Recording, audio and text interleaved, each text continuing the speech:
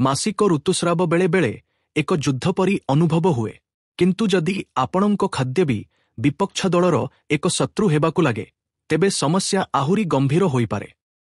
ଏହି ଖାଦ୍ୟଗୁଡ଼ିକୁ ନିଷେଧ କରନ୍ତୁ। ଖରିଜ ପାଣି, କୋଲା, ଆଇସ୍କ୍ରିମ୍।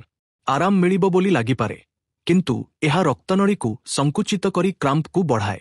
ବାସି ପଖାଳ, ଖଟା ଦହି। ହାଲୁକା ଲାଗିପାରେ, କିନ୍ତୁ ହଜମକୁ ବିପର୍ଯ୍ୟସ୍ତ କରେ ଏବଂ ଆପଣଙ୍କ ପେଟକୁ ବେଲୁନ ପରି ଫୁଲାଇପାରେ।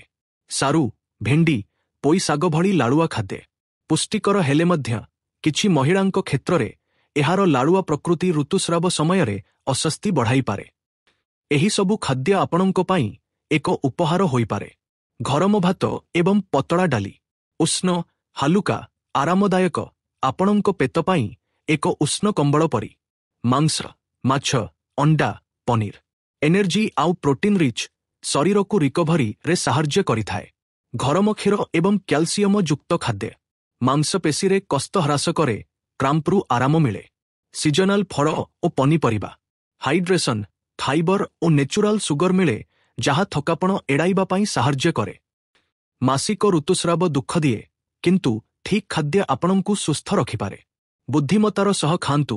ଗ୍ୟାସ୍, ଅତ୍ୟଧିକ ଯନ୍ତ୍ରଣାରୁ ରକ୍ଷା ପାଆନ୍ତୁ। ଅଧିକ ସୂଚନା ପାଇଁ ଏବଂ ସ୍ତ୍ରୀ ରୋଗ ବିଶେଷଜ୍ଞଙ୍କ ସହ ପରାମର୍ଶ ପାଇଁ ଶ୍ରୀ ବାଲାଜୀ ନର୍ସିଂ ହୋମ୍ ପରିଦର୍ଶନ କରନ୍ତୁ।